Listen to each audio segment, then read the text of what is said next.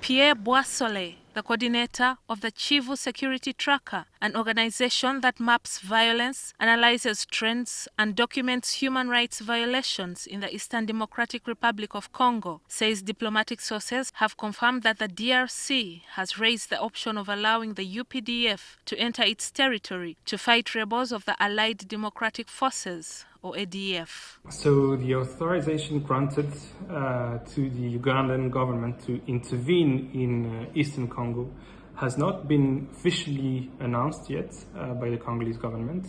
However, there are now many sources, both within the government and within the diplomatic community, that have confirmed the ADF, which Uganda has long since labeled a terrorist organization, has also been blamed for carrying out a number of recent atrocities in the eastern DRC province of North Kivu. However, UPDF spokesperson Brigadier Flavia Biekwaso could not confirm that the army had actually been given the go-ahead to return to the Democratic Republic of Congo.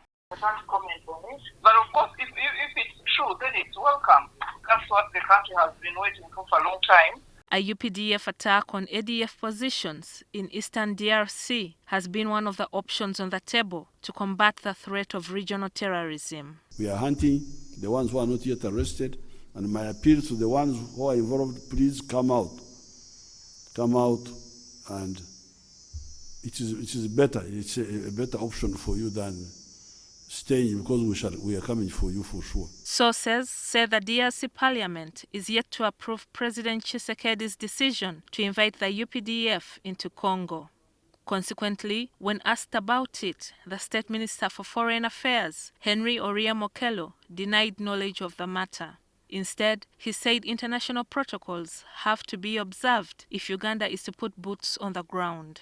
I'm hearing from you about the getting permission from the DRC for us to for our soldiers to enter the DRC. I'm hearing from you. First of all, we need to, as you said now, we need the DRC to accept it. Number two, we need the international community, including the UN, to accept it. Last week, diplomatic sources told a sister media outlet, the Daily Monitor, that the Southern African Development Community, or SADC, where the DRC is a member, was opposed to the deployment of foreign forces, including the UPDF.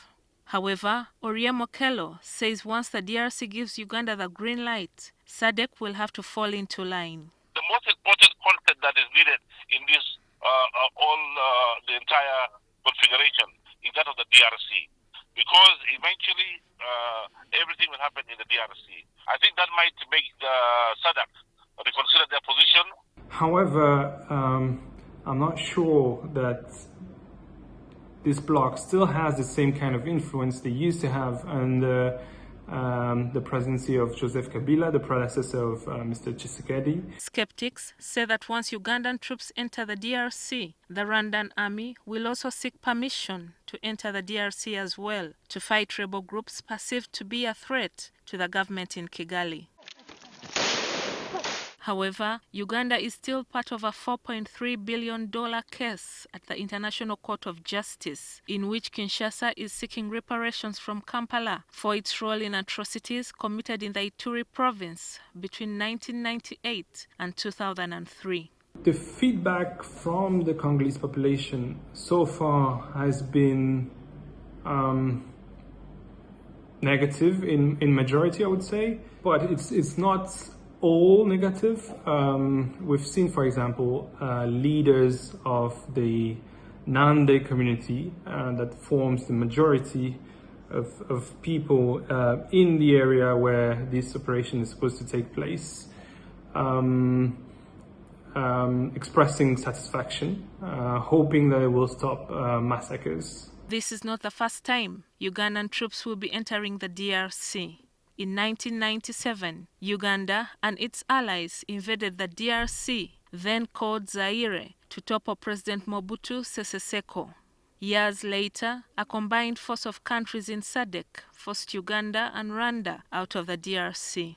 In 2008, Uganda, with authorization from Kinshasa, deployed in the DRC to counter Joseph Kon's Lord's Resistance Army.